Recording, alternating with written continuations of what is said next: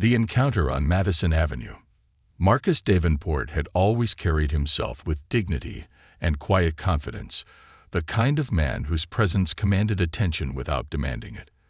Today, as he stepped out of one of the most prestigious department stores on Madison Avenue, his arms weighed down with bags filled with high-end fashion, gifts for his family, and a few indulgences for himself, he couldn't help but smile. The city lights reflected off the polished windows, casting a warm glow on the streets as the sun set behind the skyline. It was a perfect evening to enjoy a well-earned break from his relentless work schedule as the founder and CEO of Davenport Systems, a global tech enterprise that had revolutionized the industry with its cutting-edge software solutions. He hadn't always been the successful, well-dressed man strolling through New York's affluent neighborhoods. Marcus had come from humble beginnings, the son of a single mother who had worked 2 jobs to support him and his siblings. Growing up in one of the city's rougher boroughs, Marcus had learned early on that nothing came easy and that the world could be unforgiving to people like him. But he had also learned resilience, and through hard work, determination, and his sharp intellect, he had built an empire. As he made his way toward his black sedan, parked just a few blocks away, Marcus noticed the unmistakable sound of sirens in the distance, but paid it no mind. He was used to the city's symphony of sounds, honking cars, distant shouting, the hum of life that never truly slept. Tonight, he was focused on getting home, eager to surprise his wife, Vanessa, and their 2 children, Jasmine and Noah, with the thoughtful gifts he had selected. Life had been moving fast lately, and this was his way of reconnecting with the people who meant the most to him. But something felt off. As he reached the corner of Madison and 57th, Marcus noticed 2 police officers across the street. At first, he thought nothing of it. But as they turned their attention toward him, their expressions hardening, a chill ran down his spine. He'd been in this situation before, years ago, before he'd made a name for himself. He had hoped those days were behind him. "Hey, you," one of the officers shouted, his voice cutting through the evening bustle. Marcus stopped in his tracks, unsure if they were addressing him. He glanced around, but it became clear that they were. "Yes, you," the taller officer said, his hand resting on his holstered weapon as he approached. "Where'd you get those bags?" Marcus blinked, momentarily thrown off by the question. "Excuse me?" he asked, trying to keep his voice calm. He had dealt with enough high-stakes negotiations to know that the wrong tone could escalate any situation. The second officer, shorter and stockier, joined his partner. "You heard him. Where'd you get those?" Shopping spree on someone else's dime. The implication was clear. Marcus's mind raced. He could feel the weight of his past experiences pushing down on him, memories of being judged and treated as less than because of his skin color, despite everything he had accomplished.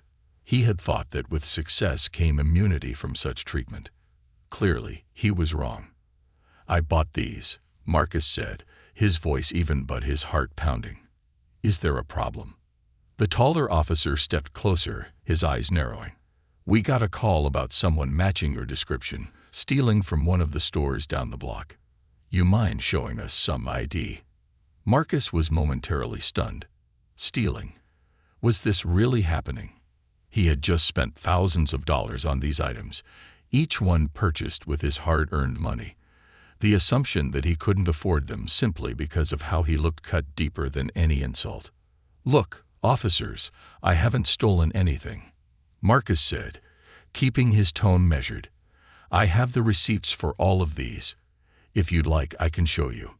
The shorter officer snorted. "Yeah, I'm sure you do. Let's see some ID first." With deliberate calm, Marcus reached into his jacket pocket, careful to move slowly. He handed them his wallet, and the taller officer snatched it, flipping through it with an air of indifference. When he found Marcus's driver's license, his eyes widened for a brief moment before his expression returned to a cold mask. "Marcus Davenport," the officer muttered, as if the name meant nothing. To him, it probably didn't. "We'll need to check this out." "I'd appreciate it if you did," Marcus replied, his voice cool but firm. He was no longer just a man being harassed. He was a father, a husband, and the leader of a multimillion-dollar corporation. He had nothing to prove, but the weight of systemic injustice bore down on him like a storm cloud. This wasn't about theft or suspicion. It was about something much deeper, much more insidious. The shorter officer began speaking into his radio, while the taller one continued to eye Marcus with disdain. People were beginning to gather, their curiosity piqued by the scene unfolding in front of them. Phones were out, cameras rolling.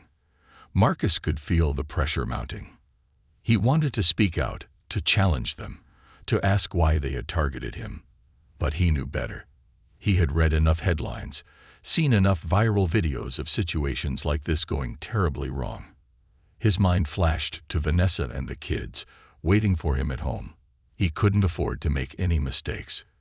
"Do you mind if I reach into one of these bags and pull out the receipts?" Marcus asked. His voice was calm, but every muscle in his body was tense. "Not so fast," the taller officer said. "Put the bags down. Slowly." Marcus complied, placing the bags gently on the ground, the weight of their cost and the situation crashing over him. He raised his hand slightly, a universal gesture of submission, despite the anger boiling inside him. "Turn around," the shorter officer ordered. "Hands behind your back." Marcus hesitated for a brief second, disbelief coursing through him. This couldn't be happening. Not like this. Not again. But he knew better than to resist. With a deep breath, he turned and placed his hands behind his back, the cold bite of handcuffs snapping shut around his wrists. The crowd murmured, the cameras capturing every humiliating second. As they led him toward the squad car, Marcus kept his head down, his mind racing. This wasn't just about him anymore. This was about every person who had ever been unjustly targeted, every assumption made based on skin color or appearance. He was just one man, but this was a fight that had been going on for generations. In that moment, Marcus made a decision. This would not end here. He wasn't just a victim. He was a voice, and he would make sure that voice was heard. The strain of injustice. As Marcus sat in the back of the squad car, his mind drifted between disbelief and determination. The cold metal of the handcuffs gnawed at his wrists, a reminder of the indignity he was enduring. The car rumbled as it pulled away from the curb, leaving behind the bright lights and bustling energy of Madison Avenue. But Marcus was no longer focused on the scene outside. His mind was racing with thoughts of his wife and children, his business, and the painful reality that despite everything he had accomplished, he was still subject to this kind of injustice. The officers didn't say much during the drive. They exchanged a few casual words, but it was clear that they were indifferent to the man they had in custody. To them, Marcus was just another suspect, another statistic. They had no idea who he was, what he had built, or the lives he had changed. And that was the part that stung the most. Marcus thought back to the early days of his career. He had fought tooth and nail to get where he was, to climb the ranks in a world that wasn't always kind to people who looked like him. He had faced closed doors, disbelieving stares, and subtle dismissals. But he had persisted. Through hard work, determination, and a little bit of luck, he had managed to break through the barriers. He had started his own company, Davenport Systems, from the ground up. What had begun as a small tech startup now spanned multiple continents, employing thousands of people and shaping the future of technology. Yet here he was, sitting in the back of a police car, handcuffed and humiliated, simply for existing while black. The car came to a stop, jarring Marcus from his thoughts. He looked up to see the familiar sight of a police station, its concrete facade looming like a fortress of bureaucracy.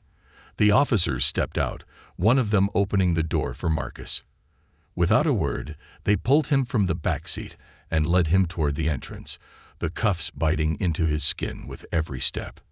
As they entered the station, the noise of police chatter, ringing phones, and the clatter of paperwork filled the air. It was a familiar chaos, but for Marcus it felt foreign, as if he had been plunged into a world that wasn't his own. He had been here before, not in this exact station, but in this situation. He had seen the inside of police stations during his youth, when he had been unfairly stopped, searched, and questioned for simply walking through the wrong neighborhood. Those memories had faded over time as his success grew, but now they came rushing back with a bitter taste. The officers led Marcus to the booking desk, where an older officer sat, barely glancing up as they approached. "Got one here for booking," the taller officer said, his tone casual, as if this were just another day on the job. The older officer finally looked up, his eyes briefly scanning Marcus before returning to his computer screen. "What's the charge?" "Suspicion of theft," the shorter officer replied, handing over Marcus's ID. "Picked him up outside one of those high-end stores. Had a bunch of expensive bags on him." The older officer took the ID, glanced at it, and then looked back at Marcus. For a brief moment, there was a flicker of recognition in his eyes, but it was gone as quickly as it came. He handed the ID back without a word. "Take him to the holding area," he said, his voice flat. As the officers led Marcus toward the back of the station, the weight of the situation pressed down on him. He was a CEO, a leader, a man who had earned everything he had through hard work and perseverance. And yet, none of that mattered here. In this place, he was just another suspect. Another black man in handcuffs. They pushed him into a small holding cell, the door clanging shut behind him. The cold, hard bench was a stark contrast to the luxury he had just left behind. The fluorescent lights buzzed overhead, casting a harsh glow on the cracked tile floor. Marcus sat down, his mind racing.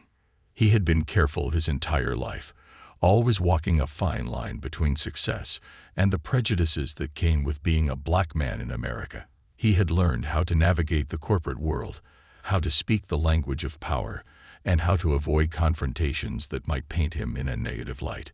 But no matter how careful he was, no matter how successful, it seemed he could never escape the shadow of racial profiling. Hours passed. Though they felt like days, Marcus tried to remain calm, focusing on his breathing, but the weight of the situation was suffocating. He could still hear the officers outside, their casual conversations continuing, as if nothing out of the ordinary had happened. To them, this was just another day. But for Marcus, it was a reminder that the world hadn't changed as much as he had hoped. Finally, after what felt like an eternity, the door to the holding area opened, and the older officer from the front desk walked in. He didn't say anything at first, just looked at Marcus with a mixture of curiosity and something else. A hint of regret, maybe. "We ran your ID," the officer said after a long pause. "Turns out you're the CEO of some big company. That right?" Marcus nodded, his face expressionless. "Davenport Systems. We're a tech firm." The officer shifted uncomfortably, clearly not used to dealing with someone of Marcus's stature. "Well, it seems there's been a misunderstanding. You're free to go." A misunderstanding. The word hung in the air like a bad joke. Marcus stood, his hands still cuffed behind his back. "A misunderstanding," he repeated, his voice calm but laced with disbelief. "That's what you're calling this?" The officer didn't meet his eyes. "Look, we were just doing our job. We got a call. And you didn't even ask for my receipts." Marcus cut him off, his voice rising slightly. "You didn't ask any questions. You saw a black man with designer bags, and you assumed I was a criminal." The officer shifted again, clearly uncomfortable. "Look, we don't make the rules. We just follow procedure." "Procedure," Marcus echoed, shaking his head. "Is that what this is? Or is this about something else?" The officer didn't answer. Instead, he motioned for one of the other officers to uncuff Marcus, who rubbed his wrists once the metal restraints were removed. The marks left by the cuffs were a physical reminder of the injustice he had just endured, but the emotional wounds ran much deeper. "Someone will bring your things out," the officer said before turning to leave. But Marcus wasn't done. "This isn't over," he said, his voice steady but firm. "You think you can just hand me back my things and send me on my way? No, I'm not going to let this slide." The officer paused, glancing back at Marcus with a wary expression. "Look, man, I don't want any trouble." "You've already caused it," Marcus replied. "But trust me, I'll be the one to finish it." As the officer left the room, Marcus stood there, alone, the weight of what had just happened pressing down on him like a tidal wave. This wasn't just about him anymore. It was about every black man, woman, and child who had been treated like less than, who had been judged, profiled, and humiliated simply for existing. This wasn't over. Not by a long shot. A broken trust. Marcus stood in the middle of the police station's sterile hallway, the residual sting of the handcuffs still fresh on his wrists. The officer who had removed them had left him there without so much as an apology, leaving Marcus to wrestle with the gnawing realization that his dignity had been compromised in the very place meant to uphold justice.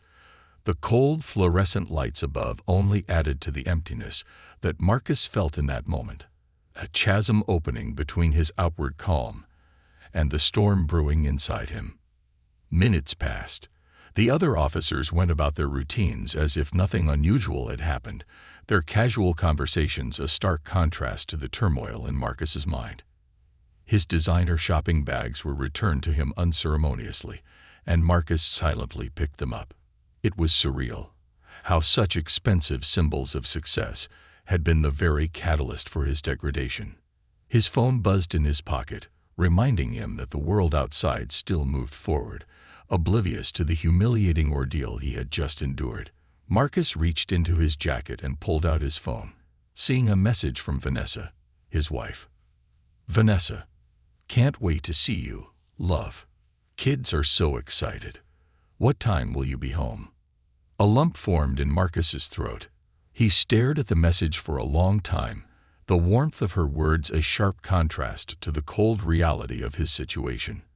How was he supposed to walk through his front door and smile, pretending everything was fine? How could he hide the injustice he had just experienced from his children, who looked up to him as a figure of strength and integrity? He took a deep breath, trying to steady himself.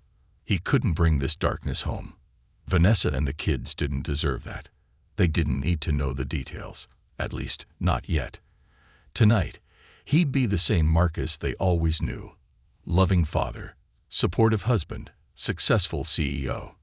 But as he typed a quick response to Vanessa, he knew deep down that something had shifted inside him. This wasn't something he could just let go. "Marcus, just finishing up. Be home soon. Love you." He slipped the phone back into his pocket, collected his thoughts, and walked toward the exit. The sound of his footsteps echoed off the tile floors as he passed officers who barely gave him a second glance. He wondered how many more black men had walked through this station, experiencing the same kind of silent, systemic injustice he had just faced. How many had been told their dignity wasn't worth protecting? The night air hit him as he stepped outside, a cold breeze sweeping through the bustling city streets. The bright lights of Madison Avenue seemed distant now, as if a lifetime had passed since he had left the department store with the simple intention of buying gifts for his family. He glanced around, noticing a few lingering pedestrians who had been watching the earlier incident unfold. Some were still on their phones, probably discussing the spectacle of seeing a successful black man handcuffed for the crime of carrying designer bags.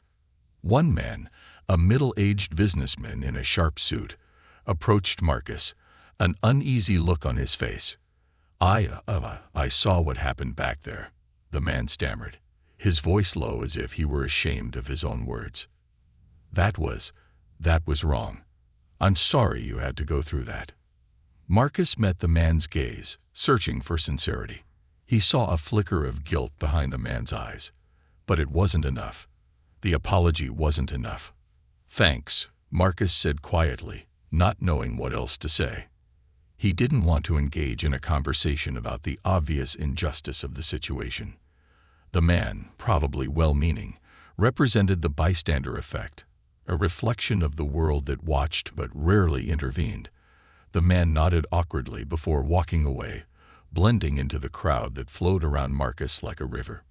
Marcus stood there for a moment, letting the night wash over him. His car was parked a few blocks down, and for the first time in years, the walk felt long. His muscles tensed with each step, the stress of the evening settling into his bones. It wasn't the physical pain of being handcuffed that bothered him. It was the emotional toll.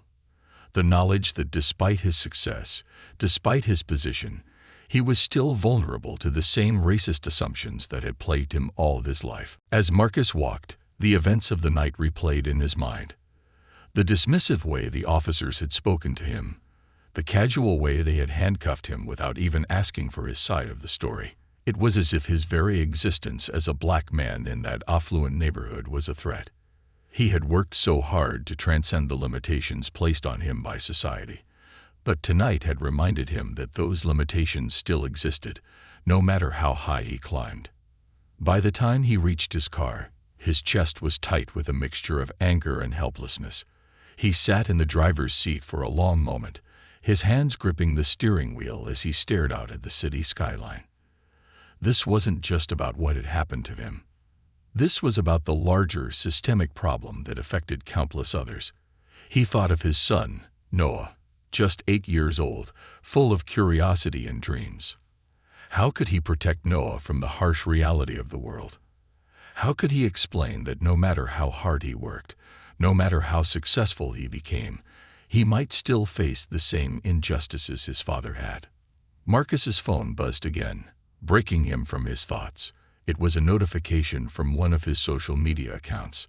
He opened it and saw a video of his arrest had been posted, already circulating online.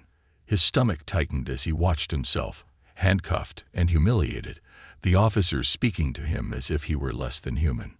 The caption read, "Another black man arrested for shopping while black. When will it end?" The comments underneath were a mixture of outrage and apathy. Some people expressed their anger at the situation, offering words of support and calling out the injustice. Others, predictably, sided with the police, making assumptions about Marcus's character without knowing anything about him. Why don't they just comply and stop causing trouble? Maybe if they didn't act suspicious, they wouldn't get treated like that. This is exactly why people don't trust them, always playing the victim. Marcus closed the app, his heart pounding in his chest. The weight of the world's ignorance was heavy, but he knew he couldn't stay silent. This wasn't just about him anymore. This was about his community, his family, and the generations that would follow. He couldn't just let this be another viral video that faded from the public's memory in a week. He needed to do something more. As he started the car and pulled away from the curb, a plan began to form in his mind. He had always used his platform for business, to promote his company and its innovative products. But now, he realized, he had a responsibility to use that platform for something bigger. He had a voice, and he would make sure it was heard. Driving home, Marcus thought about the next steps. He would contact his lawyers, speak to the media, and make sure the story of what happened was told the right way. This wasn't just about clearing his name. This was about exposing the systemic racism that still ran deep in society, even in places where people thought they were beyond it. He would fight, not just for himself, but for everyone who had ever been silenced, humiliated, or judged because of the color of their skin. As the city lights faded behind him and the quiet suburbs came into view, Marcus felt a new sense of purpose rising within him. He wasn't just a victim of injustice. He was a man with power, and he would use it to bring about change. The fire inside. By the time Marcus reached his home, the suburban streets were quiet, illuminated by the soft glow of street lamps and the occasional flicker of passing headlights. His house stood at the end of the cul-de-sac, a modern, sprawling residence he and Vanessa had purchased after the success of Davenport Systems. To many, it was a symbol of the American dream, proof that hard work, resilience, and perseverance could pay off. But tonight, as Marcus pulled into the driveway, that dream felt tarnished, tainted by the ugly reality of systemic racism that had reared its head once again. He turned off the engine and sat in silence for a moment, staring at the warm, welcoming light streaming through the front windows. He could see the shadows of his children playing inside, their laughter faintly audible even from the car. Normally, the sight would fill him with pride and joy, but tonight it only deepened the ache in his chest. He was their protector, their role model. How could he show strength when he had just been humiliated, reduced to a stereotype by men who didn't even know his name until they ran his ID? Marcus took a deep breath, trying to steady his emotions. He couldn't let what had happened affect his family. They didn't need to know the details right now. He would deal with it on his own terms. For now, he would walk through that door, smile at his wife, hug his children, and be the man they needed him to be. He grabbed the designer shopping bags from the passenger seat and stepped out of the car, the weight of the luxury goods feeling heavier than it had before. Every step toward the front door felt like a reminder of the evening's injustice. These items, meant to bring joy to his family, had instead become symbols of the prejudice that still persisted in the world, a world that refused to let him simply exist without suspicion. The door opened before he could reach for the handle. Vanessa stood there, her warm, loving smile instantly easing some of the tension in his body. She was wearing one of her favorite casual outfits, a soft cardigan and jeans, her hair pulled back into a ponytail. Her beauty, both inside and out, was one of the reasons Marcus had fallen in love with her. She had a way of grounding him, of reminding him what truly mattered. "Hey, stranger," she said playfully, stepping aside to let him in. "We were starting to think you got lost in the mall." Marcus forced a smile, though it didn't reach his eyes. "You know how it is. Took longer than expected." Vanessa leaned in and kissed him on the cheek, her hands gently resting on his shoulders. "I hope you didn't buy out the entire store." "Just enough to spoil you and the kids," he replied, his voice softer than usual. She sensed something was off. Vanessa was incredibly intuitive, especially when it came to Marcus. She could read his emotions before he even said a word. Her smile faltered slightly, concern flickering in her eyes. "Is everything okay?" she asked, her voice laced with the gentlest of worry. Marcus hesitated, searching for the right words. He didn't want to lie to her, but he also didn't want to burden her with the weight of what had happened. Not tonight, at least. "Yeah," he said after a moment, his voice steady. "Just a long day. I'll tell you about it later." She studied him for a moment longer, then nodded, trusting him to share when he was ready. "Okay," she said softly. "The kids are waiting for you in the living room. They've been bouncing off the walls ever since I told them you'd be bringing home surprises." Marcus smiled, the thought of his children momentarily easing the heaviness in his heart. He followed Vanessa into the living room, where Jasmine and Noah were playing with their toys, their excited voices filling the air. The sight of them, so innocent, so full of life, made him pause. Jasmine, at 10 years old, was growing into a bright, curious young girl. She was always asking questions, always eager to learn more about the world around her. Noah, just 8, was the opposite, quiet and introspective, but with a mind that worked in mysterious ways. Both of them looked up to Marcus in different ways, and it was that thought that gave him strength. "Dad!" Jasmine shouted as soon as she saw him, her face lighting up with excitement. She rushed over and hugged him tightly, her small arms wrapping around his waist. "Did you get me something?" Noah followed behind, a shy smile on his face. "Hi, Dad." Marcus knelt down, his heart swelling with love as he embraced his children. "I did," he said, pulling out the bags. "But you'll have to wait and see what's inside." Jasmine giggled, bouncing on her heels in anticipation. "Can I open mine now?" Marcus chuckled, handing over the carefully wrapped gift. "Go ahead." As Jasmine tore into the package, Noah stayed close to Marcus, his quiet nature always making him more observant than his sister. He studied Marcus for a moment, his young mind picking up on the tension in his father's demeanor. "Are you okay, Dad?" Noah asked softly, his voice filled with genuine concern. Marcus smiled, though it felt forced. I'm fine, buddy. Just a long day. Noah nodded, accepting the answer, but Marcus could see that his son wasn't entirely convinced. He had always been sensitive to the emotions of others, and Marcus knew that Noah would eventually ask more questions. But not tonight. Tonight was about family. As the evening went on, Marcus tried to focus on the joy of being home. The laughter of his children, the warmth of Vanessa's presence, the familiarity of the house they had built together. It all served as a temporary balm to the pain he had endured. But even as they ate dinner together and shared stories about their day, Marcus couldn't shake the lingering weight of the night's events. After the kids had gone to bed, Marcus and Vanessa sat together in the living room, the fire crackling softly in the background. She curled up beside him on the couch, her head resting on his shoulder. They sat in comfortable silence for a while, the kind that came with years of being together, of knowing each other's thoughts without needing to speak them. Finally, Vanessa broke the silence. "You're not telling me something," she said gently, her voice free of accusation. Marcus sighed, knowing that he couldn't keep it from her any longer. "Something happened tonight," he began, his voice low. "After I left the store, I was stopped by the police." Vanessa sat up, her eyes widening with concern. "What? Why?" "They assumed I had stolen the bags," Marcus said, his words slow and deliberate, as if saying them aloud made the experience even more real. "They didn't ask for receipts, didn't ask me any questions. They just saw me, saw the bags, and assumed I didn't belong there."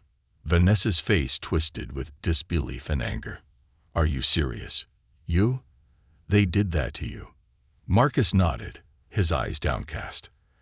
"They handcuffed me, Vanessa, in front of everyone. Treated me like a criminal." Vanessa's hand flew to her mouth, her eyes brimming with anger and tears. "I can't believe this. How could they do that? You've done nothing wrong." "That's the thing," Marcus said, his voice tinged with bitterness. "It doesn't matter how much I've accomplished. It doesn't matter how hard I've worked. To them, I was just a black man with expensive bags. That was enough." Tears welled in Vanessa's eyes, but her voice was firm. "You don't deserve that. No one deserves that." "I know," Marcus replied, his tone softening as he placed his hand over hers. "But it's not just about me. It's about everyone who goes through this, every day without anyone to speak for them." Vanessa was silent for a moment, her mind processing what he had told her. Then, with quiet determination, she said, "So what are you going to do?" Marcus looked at her, the firelight reflecting in her eyes. He had been thinking about that question all evening. He had power, a platform, and a voice. He had built an empire through sheer determination, and now, he realized, it was time to use that same tenacity to fight for something even more important. "I'm going to make sure this doesn't get swept under the rug," Marcus said, his voice steady. "I'm going to speak out. I'm going to use my platform to make sure people know what's happening. To me, to others. I can't just let this go." Vanessa squeezed his hand, her eyes filled with both love and pride. "I'm with you," she said. "Whatever you need, I'll be right here." For the first time since the arrest, Marcus felt a sense of calm. He wasn't alone in this fight. He had his family, his voice, and his resolve. And he knew, without a doubt, that he would make sure this injustice was heard, because silence was no longer an option. The fight for justice. The morning after Marcus shared the painful truth with Vanessa, he woke up with a renewed sense of purpose.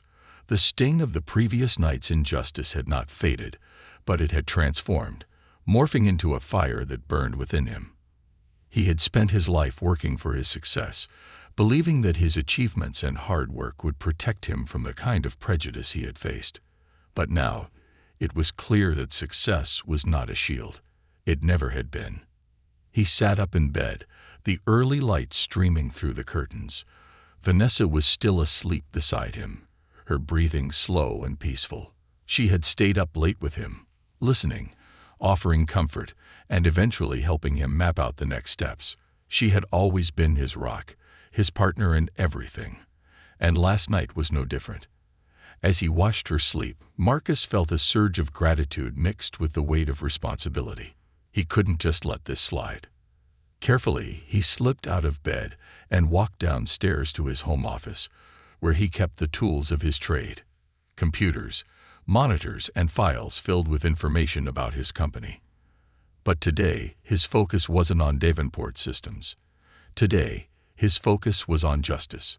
Marcus opened his laptop and began drafting an email to his legal team. He was meticulous, detailing the events of the previous night with precision.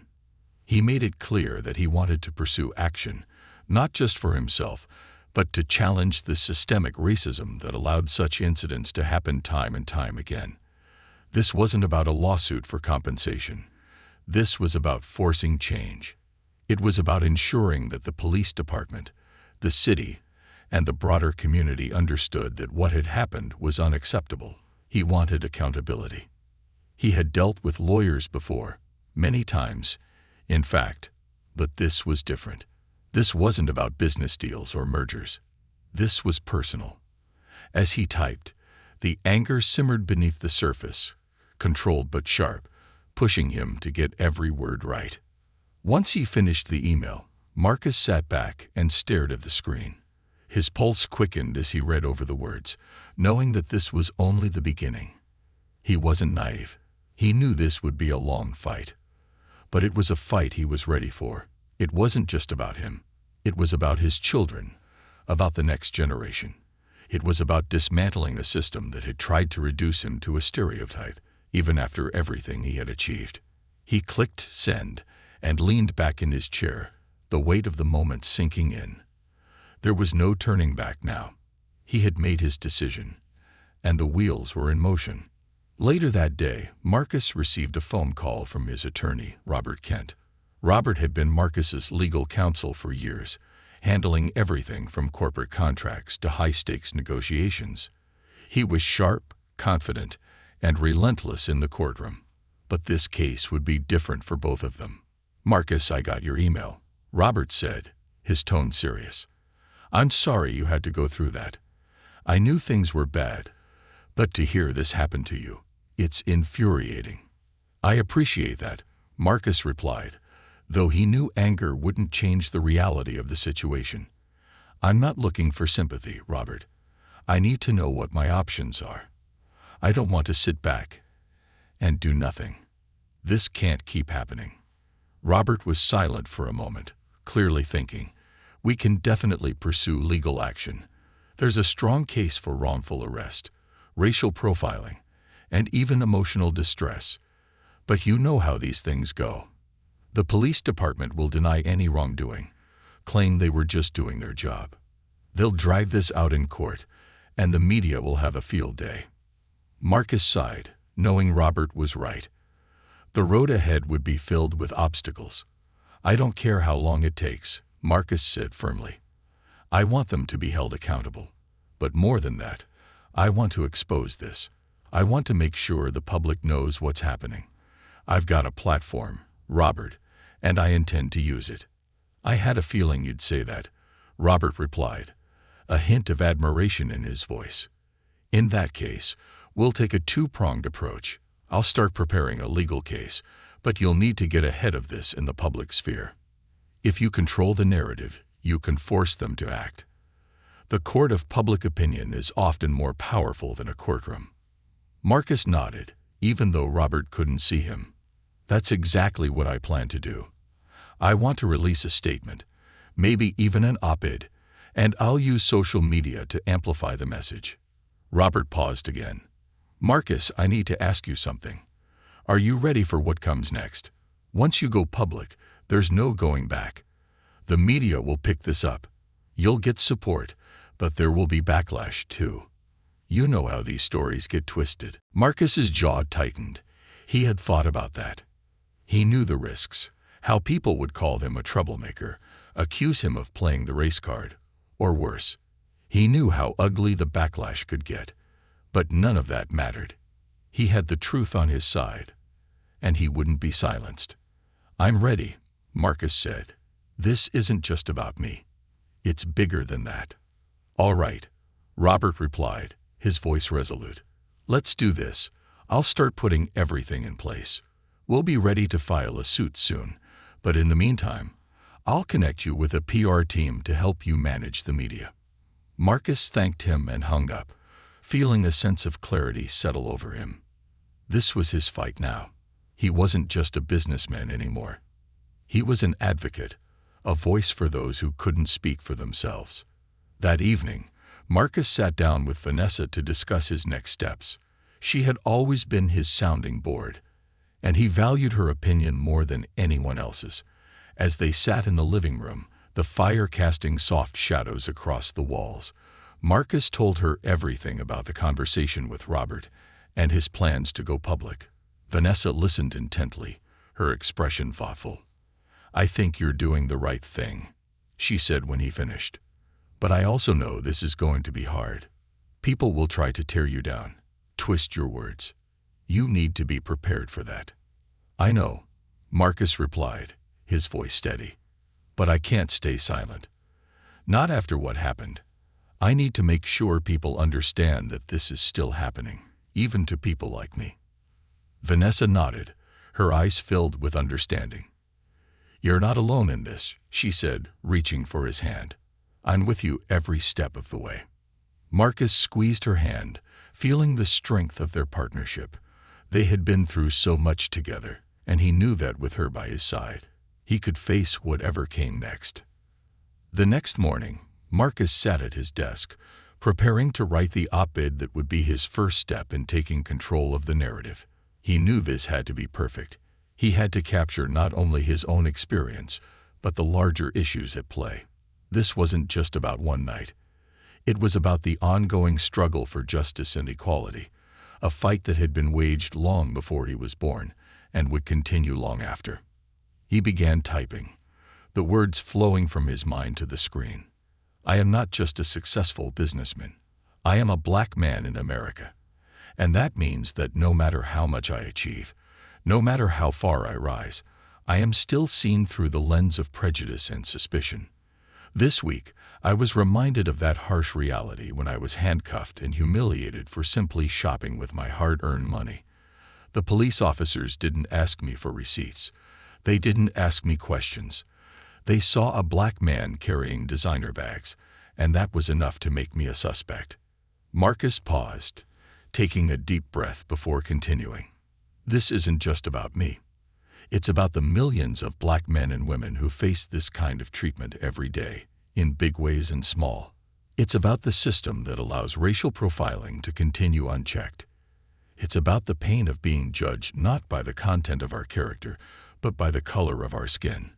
We have fought for change for generations, but that fight is far from over. I am speaking out today because silence is no longer an option." As he wrote, Marcus felt a weight lifting off his shoulders. This was his truth. This was his story. And now, the world would hear it. By the time he finished, the sun had risen high in the sky, casting a bright light through the windows. Marcus read over the piece one last time before sending it off to his publicist. The op-ed would be published in several major outlets by the end of the week, and Marcus knew it was only the beginning. The fight for justice had begun, and Marcus Davenport was ready for whatever came next, a voice for the voiceless. The op-ed hit the media like a tidal wave. Within hours of its publication, Marcus's inbox flooded with messages. Some were from old friends and colleagues, offering their support. Others came from strangers, people who had read his words and wanted to share their own stories of injustice. There were messages from young black men and women, telling Marcus that his story had resonated with them deeply, that they, too, had experienced the quiet violence of being judged for their skin color rather than their achievements. Some had been stopped by the police for no reason. Others had been passed over for promotions or watched as security guards followed them through department stores. But not all the messages were supportive. There was the inevitable backlash from those who dismissed Marcus's experience as an isolated incident or accused him of playing the race card. Anonymous social media users mocked his success, questioned his integrity, and hurled racist slurs in his direction. It wasn't unexpected. Marcus had braced himself for this. Still, the vitriol stung, a reminder of how deeply entrenched racism was in society, even in the digital age. He sat at his desk, his eyes scanning the hundreds of emails and social media notifications that kept pouring in. His publicist had warned him to stay off Twitter for the next few days, but Marcus knew better than to ignore the storm. He was in the middle of it now, and there was no turning back. Vanessa entered the room quietly, her face full of concern as she approached him. "How are you holding up?" she asked, her voice soft as she placed a hand on his shoulder. Marcus sighed and leaned back in his chair. "It's overwhelming," he admitted, rubbing his eyes. "The support is incredible, but the hate, it's more than I expected." Vanessa nodded, her eyes filled with empathy. People don't like being confronted with the truth. It forces them to see things they don't want to acknowledge. But you're doing the right thing, Marcus. You're opening people's eyes, even if some of them are determined to keep them closed. Marcus smiled weakly, grateful for her unwavering support. "I just didn't realize how exhausting this would be," he said, his voice heavy with the weight of the last few days. "It feels like I've opened up a Pandora's box, and I don't know how to close it." "You don't close it," Vanessa replied gently. "You just keep moving forward. You've already done something incredible by speaking out. You're giving people hope. That's more than most can say." Marcus nodded, appreciating her words, though the weariness still clung to him. He knew she was right. This was bigger than him now. He had opened a door that couldn't be closed, and his responsibility was to keep pushing, to keep speaking out, no matter how difficult it became. Later that afternoon, Marcus had a meeting with his PR team and legal counsel. They had been working tirelessly behind the scenes to manage the media storm, ensuring that Marcus's message stayed focused on the systemic issues at hand rather than devolving into a personal attack on him.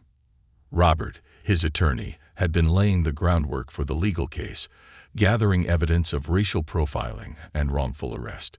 They were ready to take the police department to court. "The press is on your side right now," said Linda, his publicist, as she sat across from him in the conference room. "Your op-ed was a hit. Major outlets are already reaching out for interviews, and we've been contacted by a few talk shows. This is gaining traction." Marcus leaned forward, his brow furrowed. "What about the police department? Have they responded?" Linda exchanged a glance with Robert before answering. "They've issued a statement denying any wrongdoing. Typical. They're saying the officers followed procedure and that it was a misunderstanding. But public opinion isn't on their side. The video of your arrest has gone viral, and people are outraged." Marcus clenched his fists under the table, feeling the familiar burn of frustration. "A misunderstanding," he repeated bitterly. "They handcuffed me in front of everyone without even asking for proof. They assumed I was guilty because of how I look." Robert nodded. "That's exactly why we have a strong case. The video evidence is damning, and the public support will work in our favor. But we have to be prepared for a fight. They won't go down without a struggle." "I don't expect them to," Marcus replied, his voice steady. "I'm not backing down."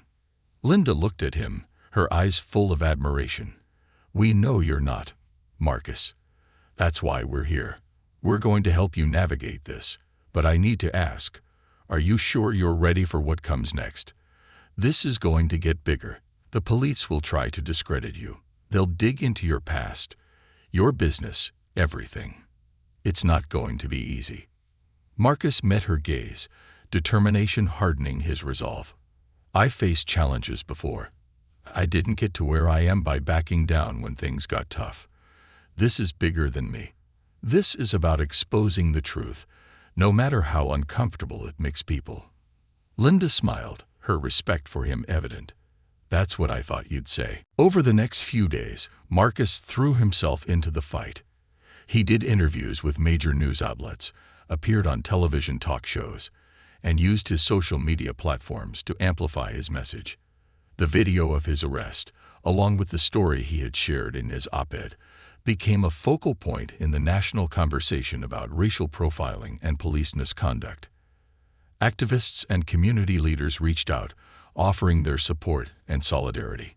Marcus found himself becoming not just a businessman and tech innovator, but an unexpected voice in the ongoing fight for racial justice. One of the most powerful moments came during an interview on a popular news show, where Marcus sat across from a seasoned journalist known for his tough, no-nonsense approach. "So, Mr. Davenport," the journalist began, looking at Marcus with the scrutiny of someone accustomed to interrogating powerful figures, "you've said that this incident wasn't just about you, that it's part of a larger systemic issue. But critics of your story say you're making this about race when it was simply a case of mistaken identity. How do you respond to that?" Marcus took a deep breath, choosing his words carefully. He knew this question was coming, but it still ignited a fire inside him. He leaned forward, locking eyes with the journalist. "This isn't just about race," Marcus said, his voice calm but firm. "This is about the reality that people of color, especially black men, are treated with suspicion in situations where others would be given the benefit of the doubt. I was handcuffed without a single question. I was assumed guilty because of how I look, not because of anything I did. And that's a reality millions of people face every day." The journalist nodded, pressing on. "But what about those who say you're exaggerating? That this was an unfortunate misunderstanding, but not indicative of a systemic problem?" Marcus's jaw tightened, but he kept his composure. "I'd ask those people to look at the countless other stories. Names like Eric Garner, Tamir Rice, Breonna Taylor, George Floyd. These aren't isolated incidents. There's a pattern, and it's one that can't be ignored any longer. I was lucky. I have a platform, a voice. But what about those who don't? What happens to them when they're silenced or dismissed?" The journalist was quiet for a moment, as if weighing Marcus's words. Then he nodded, his expression softening. "You make a compelling case, Mr. Davenport." Marcus leaned back slightly, satisfied but still resolute. "This isn't just a case, though. It's people's lives. And I'm not going to stop until something changes." As the weeks passed, Marcus's story continued to gain traction.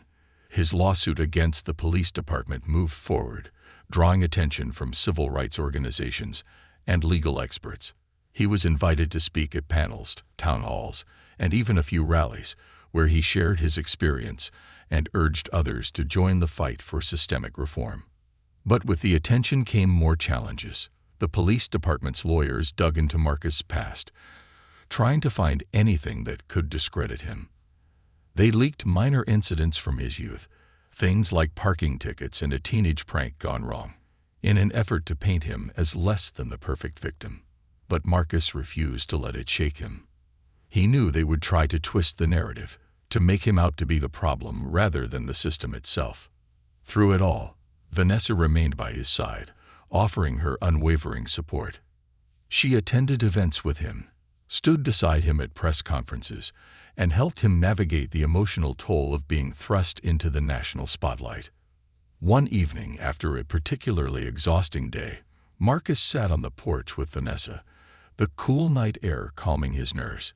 The weight of everything still pressed down on him, but there was a sense of purpose that kept him going. He looked out at the quiet suburban street, his thoughts swirling. "I didn't expect any of this," Marcus said quietly, his voice carrying a note of exhaustion. "I just wanted to stand up for myself. I didn't know it would turn into something this big." Vanessa smiled softly, her hand resting on his. "That's because you're a leader, Marcus. People see that in you. You've become a voice for those who need it." "I just hope it's enough," Marcus replied, his voice tinged with uncertainty. "I want to see real change." "You're already making a difference," Vanessa said gently. "But change doesn't happen overnight. It's a fight that's been going on for centuries, and it will continue. But because of you, more people are paying attention.